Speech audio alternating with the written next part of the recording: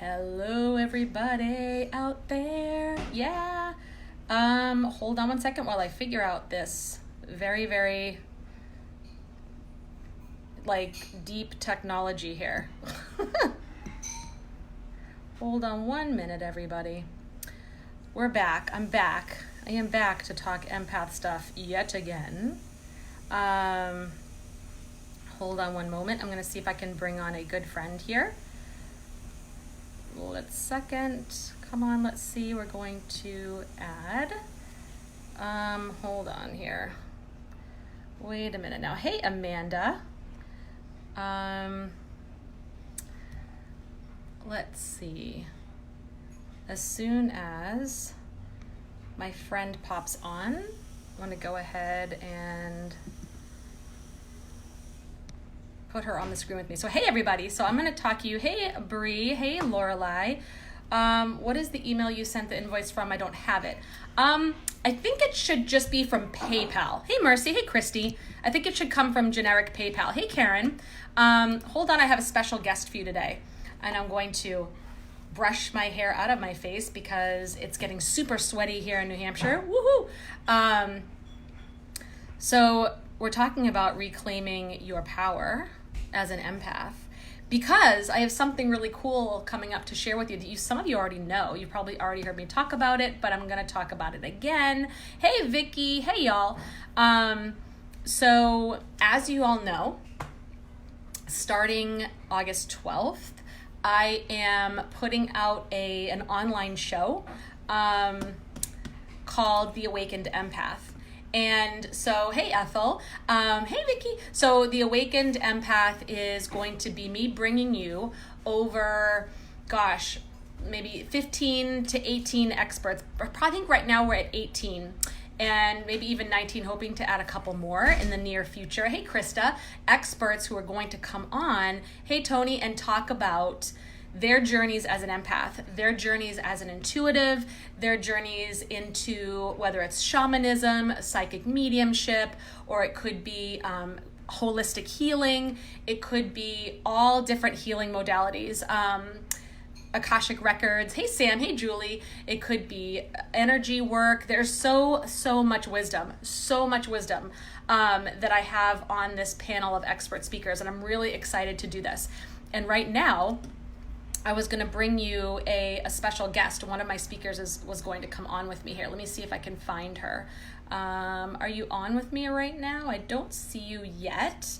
So when she comes on, I will definitely bring her on here. But so those of you who are empaths and are feeling like, and I saw a lot of you, I asked the question about empaths, what is your biggest challenge? What do you feel like? What really just frustrates you about being an empath, or what do you have trouble in navigating? So many people answered with so many different things, and thank you so much for all the feedback. And so again and again, hey Christina, again and again I see people saying, I don't have energy, or I feel like my energy is constantly drained and there's nothing I can do about it, or that other people either take my energy from me, they'll be feeling like crap, that your friends will be feeling like crap, and then they'll come to you and kind of feed on, hey Allie, they'll kind of feed on your own empathic energy, and then they're feeling better, and then you're left feeling like you're drained and like roadkill on the ground, right? Or people have told me that they are getting into relationships that are toxic over and over and over again, and either don't know how to leave the relationship, or they don't know how to not attract that type of relationship and wonder why. Why do I keep bringing this into my life?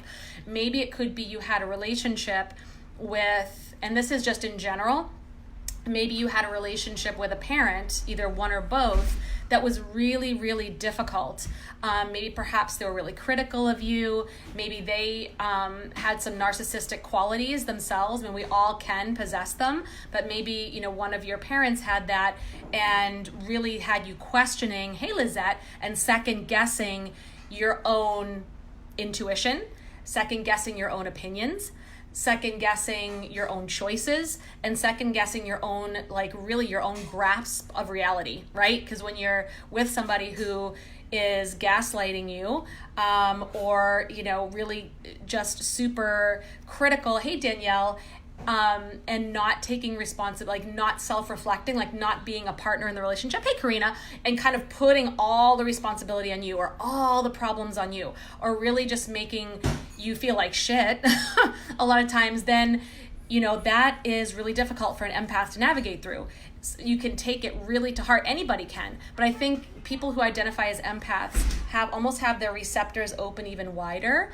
And they tend to take it in and soak it in and become that. Their identity becomes what somebody else tells them it is, or what the culture and society tells you you are. So you don't even know, who am I? What do I love? What are my interests? What are my passions and desires? I ask a lot of empaths that I work with, you know, what do you want for your life? If you could have the ideal life, if you could have everything you wanted with the wave of a magic wand, what would you have? And a lot of empaths are like, I don't know. Like they really don't. They got so far removed from who they really are and what they really want because they were either told who they are is wrong. They were told that they were oversensitive. They were too emotional. Their opinions were wrong. They were, you know, I don't know, like just really drained, like almost like someone who's treating you in a narcissistic way will almost tell you you're narcissistic or tell you that you're the energy vampire and kind of make you even doubt that about yourself. Wonder if they're even worthy, if they're okay.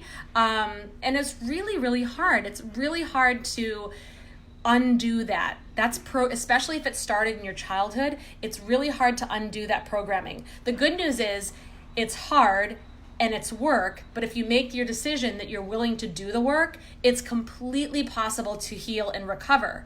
The thing is, are you going to have to be aware the rest of your life? Yep, you're going to have to be aware of this and watch it every single day. It's not just going to disappear forever. What you can do is be aware of the patterns and be aware of the thought patterns and the habits, and then you can be aware of them and kind of transmute them so that they don't go into that downward spiral, or so that you don't make a major choice about your life that is not authentically in alignment with you, that it's actually someone else's opinion or somebody else's programming of what you should like or what you should do from long ago, right? So that's when you're empowered as an empath, that's when you can make choices that you feel good about and you know they're really coming from you. You don't have to question it and second guess it 50 times. I mean, my empaths have some of you had trouble ordering in a restaurant?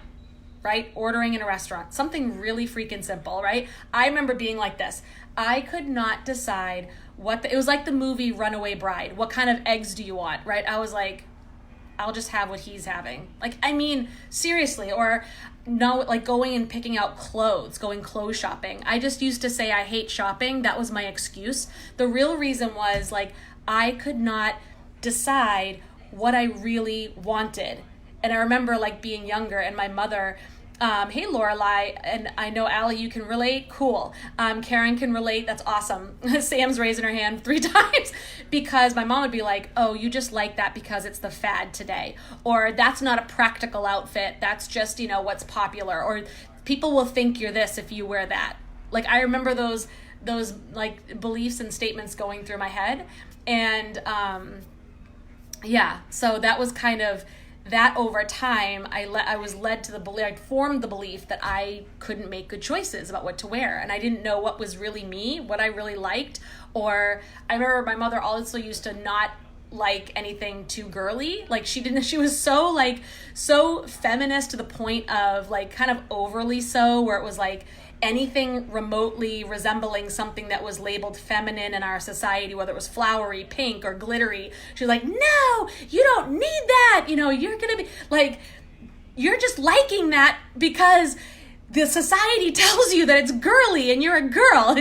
And I was like, I know, I actually like glittery, blingy shit. And it took me a long time to be okay with that. Like after a while, I would gravitate towards boy stuff or just choose things that would not fire her up, you know, or just maybe she's right. Maybe it is just like cultural programming and maybe I don't really like that. It was so like, so these are the things like, and I'm not saying your story is like mine. I mean, there's so many other ways that this can happen, but it's just, and then as I got older, it turned into, oh, like, I just want to love everybody. I just want to heal everybody. If I'm in a relation, then you get into romantic relationships. And you're like, I just, first of all, not knowing who I was or what I wanted, I would just kind of chameleon myself into what I thought, whatever boyfriend I was interested in wanted me to be, right? And it wasn't really me. Or I would, I would just, what else would I do? Try to heal somebody, like heal a man who had like a whole bunch of baggage and a whole bunch of issues and would not treat me well.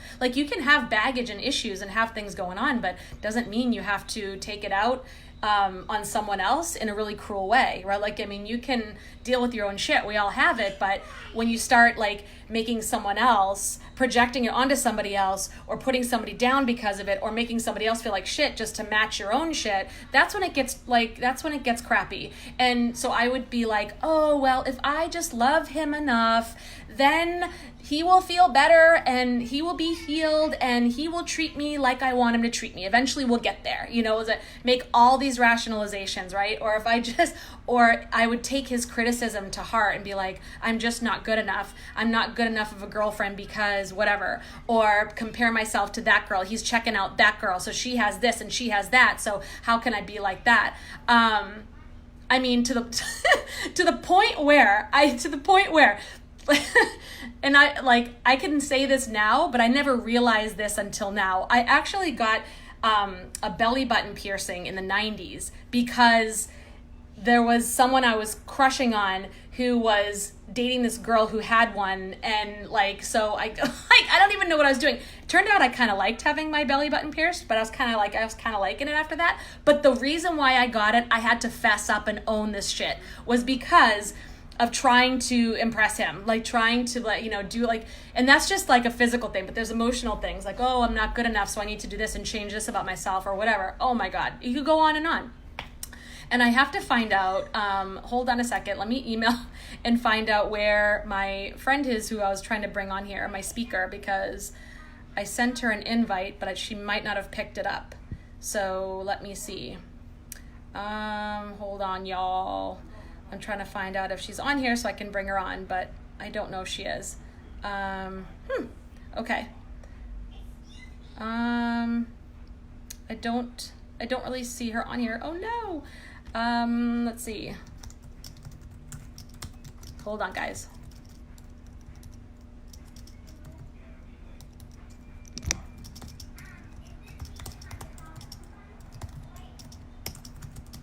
Hello, Sylvia. All right, there we go. Yeah, Christy's like, he will change. Yeah, that was me. Totally. Yep, he'll change if I could just do this better, if I could just love him this much, or you know how it is. So I had to learn that and finally see the pattern that it was me. I could only change the situation from happening again and again and again if I changed me. It wasn't working to change anyone else. I had to change me. So I had to go really dive deep and figure out what about my energy? What is it about the way I am, the energy that I am putting out there? What is it with who I'm being? What do I need to see differently? What do I need to think differently? And what do I need to do differently in order to attract different things into my life? And that meant I had to dive deep way back and find out, when did I form these limiting beliefs about myself? And what was the truth? Now that I knew the limiting beliefs, what was the truth? What is the true thing? I had to go find my authentic self all over again. And this was in my late 30s, you guys. So this is never too late to do this work, and it's never too early. Okay. So, this is why I put out this online series, this online show called The Awakened Empath. Again, we start August 12th, and I'm bringing you 18 to 21 experts. I have a couple that I'm confirming right now. I have 18 now. I tried to email you about the summit and it bounced. Sally, you know what? It's a retrograde thing, #, because my email for my summit, something is wrong with it, and I'm in the process of fixing it with Bluehost, but something's not working. Something between what me and my assistant did, something went wrong somewhere. So I can send you a new email with a new address. Because And not to mention retrograde's been all sorts of awesome during this speaker series. But anyways, so super amazing people speaking. So I hope Sally is one of those that I'm trying to confirm right now. And I'm hoping to have her join us, because so much wisdom from all different kinds of healing modalities, all different backgrounds, all different journeys. You're going to hear it all. And they all went through it. And these are people who have found their passion and purpose in life. They have found this and they're now living it, right? So they can come, if they can go through this and they can go through all that they went through and make it out on the other side and create a life. Happy to join you. Yay, Sally Reed. So I'm going to add her to the list. Can't wait. And so like, if they can go through all of this, get their own awakening, find their own in like authentic power and create a life that they love, so can you. This gives you permission. This is like your permission from the universe. Confirmation 21 times that you, by hearing people's stories, that if they can, so can you. And you can absolutely become an empowered empath and use your gifts. Not only like stop the toxic patterns and stop the cycles of like disempowerment and overwhelm in your life, but you can go recreate epic stuff. And I'm here to tell you about it. My speakers are here to tell you about it. How things change in your physical health, your emotional health, in your financial health, in all sorts of areas, your relationships, in your purpose, your career, the downloads you get from the divine when you finally make the conscious choice to become open and receptive to your higher self and to universal intelligence. And at the same time, you're learning how to, really protect yourself and really how to be energetically available for the things you do want and unavailable for the things you don't want. Totally. Yes, manifestation and intuition. If you want to be a manifesting master and you want to like create a life that's like you this time, it's coming from you. It's not what your parents wanted for you. It's not what your teacher said you should have. It's not what your family wanted or your partner, your spouse. It's you. It's coming from you. And it lights you up. You can feel it. You can sense it. And it seems like things get a lot easier and just fall into place magically. I mean, yeah, it's a crap ton of work. I'm not going to lie. This is really like, this journey is a lot of work, especially if you're not used to connecting with that higher self. It's going to be like a lot of learning and skill. It's like a muscle. Go to the gym, work the muscle. It's going to tone up and it's going to get stronger. And after a while, it's become second nature.